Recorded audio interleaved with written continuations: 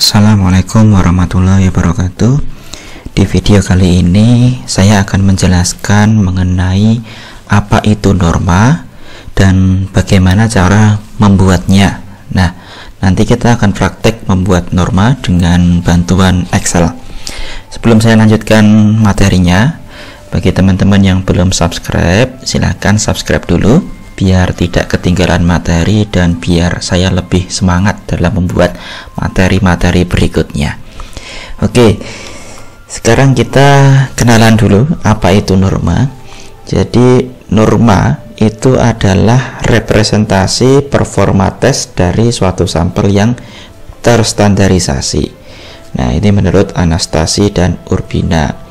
Nah, kemudian Cohen dan Sperdik menyatakan bahwa norma merupakan data yang menyajikan performa tes dari suatu kelompok peserta tes, dirancang sebagai rujukan untuk mengevaluasi atau memaknai skor tes individu.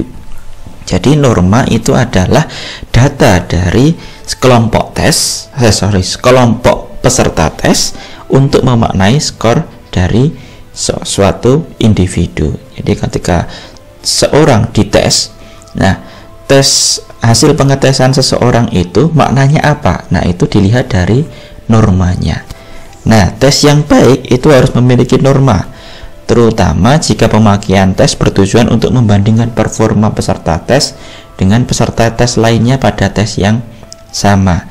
Dengan demikian, bagaimana posisi relatif skor seseorang itu dengan peserta lain itu dapat dilihat berdasarkan normanya. Jadi kalau saya dites, saya dapat skor 50 dari 100 soal, makna 50 ini apa dibandingkan peserta tes yang lain. Nah, kalau konteksnya ini adalah nasional, norma nasional, skor 50 saya dibandingkan orang Indonesia yang lain itu apa? Nah, seperti itu. Nah, kegunaan norma itu untuk membantu dalam memperlancar interpretasi penggunaan tes. Nah, misalkan seseorang mampu menyelesaikan 15 soal tes penalaran matematika. Nah, kalau kita tidak memiliki norma, maka informasi yang diperoleh ya hanya banyaknya soal yang dapat dikerjakan. Tapi kita tidak tahu posisi dia dibandingkan kelompoknya itu seperti apa. Apakah 15 soal yang dikerjakan ini menunjukkan dia kelompok yang pintar atau yang kurang pintar dalam penalaran matematikanya. Nah, oleh karena itu kita butuh norma untuk membandingkan skor yang diperoleh individu dengan skor kelompoknya. Nah, norma ada beberapa jenis. Yang pertama ada norma perkembangan. Norma perkembangan ini mengartikan skor dengan menunjukkan sejauh mana individu telah maju sepanjang jalur perkembangan yang normal. Dikenal juga dengan norma umur dan norma kelas. Tujuan norma umur adalah memudahkan perbandingan untuk sesama umur. Nah, ini sering kita jumpai pada tes-tes intelijensi seperti tes Binet gitu ya. Jadi kita membandingkan skor peserta tes dengan skor orang lain yang seusianya. Makanya normanya dibuat per usia. Jadi tidak dibandingkan secara keseluruhan. Nah, yang kedua adalah norma kelompok. Digunakan untuk mengetahui posisi subjek dalam distribusi sampel normatif. Nah, saat peneliti hendak menggambarkan posisi individu dengan cara membandingkan antara kemampuan dalam kelompok, skor mentah itu harus ditransformasikan ke skala yang sama.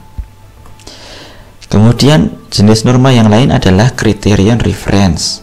Nah, criterion reference ini membandingkan skor yang diperoleh subjek dengan kriteria atau standar tertentu. Nah, dalam criterion reference, skor orang lain ini tidak berpengaruh terhadap penilaian subjek.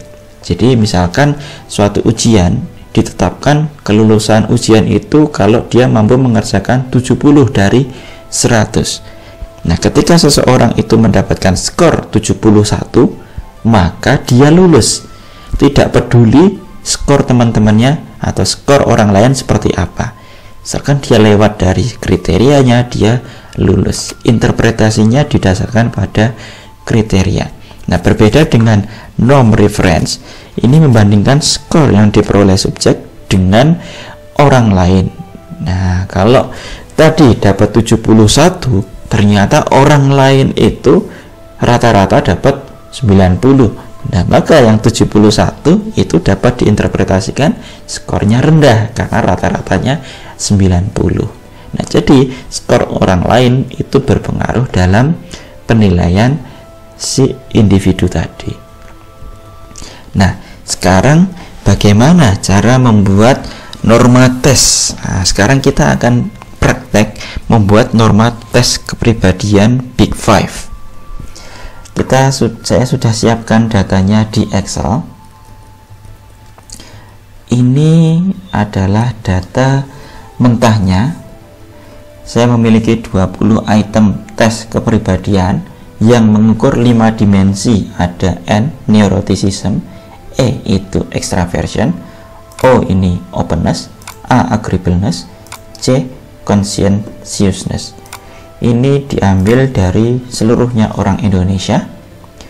Jumlahnya ada 1168.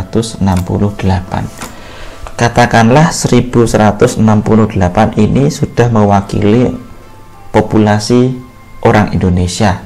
Jadi katakanlah kita mau membuat norma nasional, meskipun secara jumlah memang belum terlalu merepresentasikan, tapi kita anggap saja sudah merepresentasikan gitu ya. Jadi 1100 ini menggambarkan kondisi orang Indonesia secara keseluruhan. Nah, untuk membuat norma kita perlu ngambil data dulu tentu saja. Nah, data diharapkan merepresentasikan apa yang mau dibuat normanya. Kalau kita mau membuat norma nasional orang Indonesia, data yang kita kumpulkan harus merepresentasikan orang Indonesia. Biasanya kalau kita membuat norma nasional untuk Indonesia, idealnya kita memiliki 5.000-an data gitu. Tapi anggap saja ini kita punya 1.000, anggap saja kita sudah mau representasikan. Nah, data ini kita buat skor totalnya. Jadi di sini saya buat skor total untuk masing-masing dimensi: neuroticism, extraversion, openness, agreeableness. Nah, untuk membuat norma kita memerlukan 2 statistik utama, yaitu mean dan standar deviasi.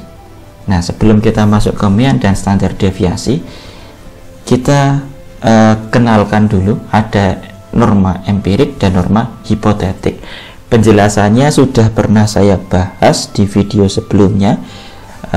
Jadi mungkin akan lebih cepat kalau teman-teman lihat lagi video-video yang sebelumnya, perbedaan norma apa, kategorisasi hipotetik dan empirik apa, juga caranya juga sudah ada. Nah, sekarang saya akan jelaskan sedikit di sini ya. Nah, di sini kita perlu menentukan nilai minimal, nilai maksimal, mean dan standar deviasi. Nilai minimal itu nilai terendah yang mungkin diperoleh subjek. Secara hipotetik, karena tiap dimensi itu ada 4 item dan masing-masing item itu nilai skalanya 1 sampai 5. Jadi kalau orang itu menjawab 1 semua, 1 dikali 4 berarti 4. Berarti nilai terendah yang bisa diperoleh adalah 4. Sementara nilai tertinggi yang bisa diperoleh kalau semuanya menjawab 5, berarti 5 dikali 4 sama dengan 20. Nah, ini adalah nilai hipotetik, artinya yang mungkin diperoleh. Kemudian mean hipotetik itu adalah tengah-tengahnya antara terendah dan tertinggi. Nah, antara terendah 4 dan 20, tengah-tengahnya adalah 12. Kenapa tengah-tengahnya? Kalau kita lihat kurva normal, mean itu selalu terletak di tengah-tengah di sini. Jadi kalau katakanlah terendah tadi di sini 4, tertinggi 20, nah rata-rata itu adalah 12. Standar deviasi itu terendah dikurangi tertinggi dikurangi terendah dibagi 6. Kenapa dibagi 6? Kalau kita ingat, kurva normal itu terdiri atas 6 bagian, dari minus 3, minus 2, minus 1, 0, 1, 2, 3, jadi ada 6. Jadi satu standar deviasinya maka dibagi 6 gitu ya. Nah, kita sudah memperoleh statistik hipotetiknya. Nah, yang kita butuhkan sekarang adalah statistik empirik. Untuk melihat nilai minimal empiriknya, kita bisa gunakan formula sama dengan min buka kurung. Nah, kita cari di sini neuroticism, kita blok semuanya sampai bawah, sampai ke orang terakhir ya, kemudian enter. Nah, kita cukup kopikan rumusnya ke kanan. Ini ketika sudah muncul tanda plus hitam, kita copy ke kanan. Nah, ini nilai terendah kenyataannya neuroticism itu 4, extraversion 4, openness 6. Nah, ini kenapa beda? Karena ternyata tidak ada orang yang nilainya 4. Nah, sekarang yang tertinggi kita pakai formula sama dengan max buka kurung, kita blok semuanya sampai bawah, enter. Nah, kita copy formulanya. Ternyata yang tertinggi sama 20. Sekarang median kita pakai sama dengan average buka kurung, kita blok semuanya, enter. Nah, kita tinggal kopikan ke kanan. Kenapa saya copy ke kanan? Ini karena ini sudah sesuai ya. Di sini extraversion, openness, agreeableness, conscientiousness. Jadi ketika tadi saya copy ke kanan, ini W, di kanannya adalah X, jadi mengukur ini. Tuh. Nah, kalau kita lihat di sini, mean empiriknya itu rata-rata lebih tinggi dibandingkan mean hipotetiknya. Apa maknanya? Jadi orang Indonesia itu rata-rata neuroticismnya lebih tinggi dibandingkan yang diperkirakan. Di sini kenyataannya 12,6, yang diperkirakan 12. Begitu juga dengan extraversion, openness, agreeableness, dan conscientiousness-nya lebih tinggi dibandingkan yang diperkirakan. Nah, sekarang kita hitung standar deviasinya, stdev.p. Nah, ini ya stdev.p, kemudian kita blok yang mau kita hitung.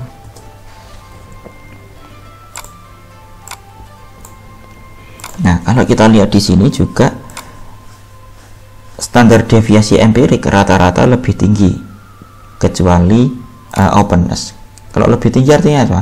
Data kita lebih bervariasi dibandingkan yang diperkirakan, kecuali openness. Ternyata openness tidak bervariasi dibandingkan yang diperkirakan. Nah, kita sudah memiliki dua yang kita butuhkan, yaitu mean dan standar deviasi. Nah, pertanyaannya, mau menggunakan yang hipotetik atau yang empirik? Nah, tergantung dari tujuan pengelompokannya. Kalau ini adalah untuk data penelitian, biasanya saya menggunakan mean hipotetik karena memang menggambarkan seluruhan subjek secara keseluruhan. Apakah keseluruhan subjek ini rata-rata kelompok tinggi atau kelompok rendah. Tapi kalau fungsinya untuk melihat person atau individu, biasanya kita menggunakan yang empirik. Nah, karena tujuan membuat norma ini untuk menginterpretasikan skor individu, maka pada praktek kali ini kita menggunakan yang empirik. Nah, kalau kita ingat kurva normal, bentuknya seperti ini. Nah, kalau kita mau membagi menjadi 5 kategori, sangat rendah, rendah, sedang, tinggi, dan sangat tinggi, maka kurva normal ini dapat kita bagi menjadi kelompok ini. Yang di bawah z-score minus 1,5 itu masuk kelompok sangat rendah. antara minus 1,5 sampai minus 0,5 itu masuk kelompok rendah. Antara minus 0,5 sampai plus 0,5 masuk sedang. Kemudian 0,5 sampai 1,5 masuk tinggi. 1,5 ke atas masuk sangat tinggi. Atau kalau kita tidak mau berurusan dengan skor negatif, skor Z, skor standar, bisa kita ubah menjadi skor T. Ya, standarnya sama seperti ini. Jadi kalau Z-score menunjukkan 0 itu sama dengan T-score menunjukkan 50. Nah, oleh karena itu untuk kategorisasi saya akan gunakan T-score. Jadi kalau kurang dari 35 itu sangat rendah, 35 sampai 44 itu rendah, 45 sampai 54 itu sedang, 55 sampai 64 itu tinggi, lebih dari 64 itu sangat tinggi. Nah, sekarang bagaimana kita menentukan Z dan T-score? Nah, ingat, untuk menghitung Z kita gunakan rumus ini. Nilai X dikurangi mean dibagi standar deviasi. Nah, kita bisa gunakan formulanya di sini. Sama dengan nilai X. X itu adalah, oh ya, sebelumnya kita buat dulu di sini skor total yang mungkin. Karena skor total yang mungkin itu berkisar antara 4 sampai 20. Kita masukkan semuanya 4 sampai 20. Nah, sekarang kalau skornya 4 itu dikonversi ke Z-score berapa? Nah, kita gunakan formula tadi. Sama dengan X, yaitu skornya, dikurangi meannya. Meannya berapa? Di sini. Mean neuroticism ini ya. Nah, kemudian dibagi standar deviasi. Standar deviasi di sini. Nah, jangan lupa ini kita kurung karena yang dihitung adalah yang dikurangi dulu. Nah, sudah. Kalau sudah, ini kita kasih dolar. Supaya apa? Supaya kalau kita copy formulanya ke bawah, 13-nya ini tetap tidak bergeser. Nah, kalau tidak kita kasih dolar, ketika copy formulanya ke bawah, dia akan ikut turun jadi 14. Padahal kalau AC 14 itu di sini tidak ada skornya. Nah, jadi kita kasih dolar. Kalau sudah, enter. Nah, kemudian kita tinggal copy ke bawah. Nah, di sini kalau kita lihat formulanya, dia tetap AC 14 dan AC 17. Nah, sekarang untuk melihat Z-score yang lain, supaya ini juga ini tidak bergeser, ini saya beri dolar di depan. Kenapa? Supaya kalau saya copy formulanya ke kanan, dia tidak bergeser ke kanan. Nah, saya ulangi. Oke, sekarang untuk menghitung Z-score extraversion sampai consciousness, kita cukup copy formulanya ke kanan. Nah, kita lihat apakah sudah betul. AI13 ini ya, X dikurangi ini meannya extraversion AD13. Apakah sudah betul AD13? Ya, betul. AD13 dibagi AD17. Ya, betul. Nah, kalau sudah betul, kita lakukan hal yang sama. Kita copy formulanya sampai bawah. Nah, ini supaya tidak terlalu banyak komanya, kita sederhanakan 2 angka di belakang koma saja. Nah, dari sini kita sudah bisa melihat kalau skor 4 itu setara dengan Z-score minus 2,6 untuk neuroticism. Kenapa berbeda-beda? Karena mean dan standar deviasinya juga berbeda-beda gitu. Nah, sekarang kita hitung skor T-nya. Skor T dihitung dengan 10 dikali Z-score ditambah 50. Nah, maka kita hitung sama dengan 10 dikali Z ini ditambah 50. Nah, seperti ini ya. Nah, supaya Ini kalau saya geser ke kanan, oh, tidak masalah, ini sudah cukup. Enter. Saya copy, kemudian ini saya copy ke kanan, ini saya copy ke bawah. Oke, kita lihat apakah formulanya sudah betul. 10 ditambah AK 3, ya betul, ditambah 50. Oke, sudah betul. Nah, kita sederhanakan supaya tidak terlalu banyak. Kita ambil atau kita genapkan saja, kita bulatkan. Nah, inilah norma yang bisa kita gunakan untuk menginterpretasikan skor individu. Jadi katakanlah seseorang itu dapat skor neuroticism katakanlah 9, maka 9 ini menunjukkan T-score 39. T-score 39 maknanya apa? Hanya di sini T-score 39 berarti masuk kelompok ini. Nah, berarti dia masuk kelompok rendah. Neuroticismnya berarti rendah. Nah, seperti itu. Atau misalkan si C dapat skor katakanlah dapat skor openness 12 itu ya, 12. Dapat skor openness 12 itu kalau dilihat di skornya itu adalah 37. Nah, kita lihat 37 masuk kelompok yang di sini ya, rendah. Nah, 12 ternyata rendah. Padahal kalau kita lihat dengan norma hipotetik 12 itu pas tengah-tengah ya. Pas rata-rata harusnya sedang. Tapi ternyata kalau membandingkan orang Indonesia dibandingkan orang Indonesia lainnya, skor 12 yang diperoleh si C itu ternyata rendah gitu.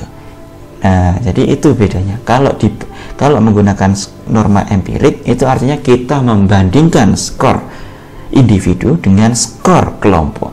Kelompok dalam hal ini adalah 1168 orang Indonesia.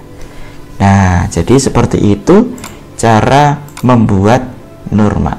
Nah, ini juga bisa kita buat persentil kalau kita mau ya. Misalkan di sini kita buat persentil. Nah, ini saya copy ininya. Oh sorry Bu, jangan yang itu yang saya copy, yang ini saja.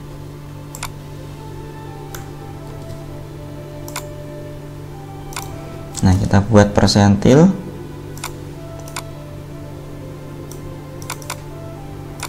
Nah, untuk membuat persentil kita bisa pakai formula sama dengan norm ini ya, norm S.dis.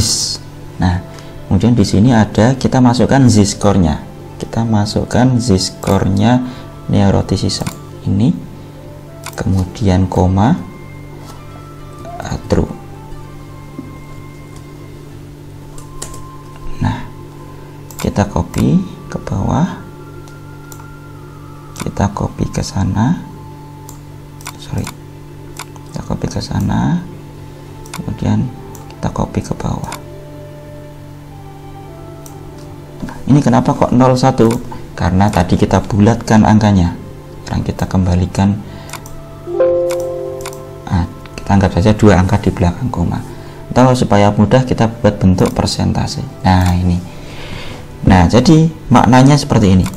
Kalau misalkan si C dapat openness 12, ternyata dia masuk persentil 10. Artinya dari orang Indonesia 10% itu nilainya lebih rendah daripada si C tadi. Nah, seperti itu. Atau misalkan si D dapat skor agreeableness 17. Nah, agreeableness 17 maknanya ini 88% orang Indonesia nilainya lebih rendah dibandingkan si D. Nah, seperti itu kalau kita membuat norma persentil. Nah, seperti itu cara membuat norma. Semoga bisa dipahami. Terima kasih. Assalamualaikum warahmatullahi wabarakatuh.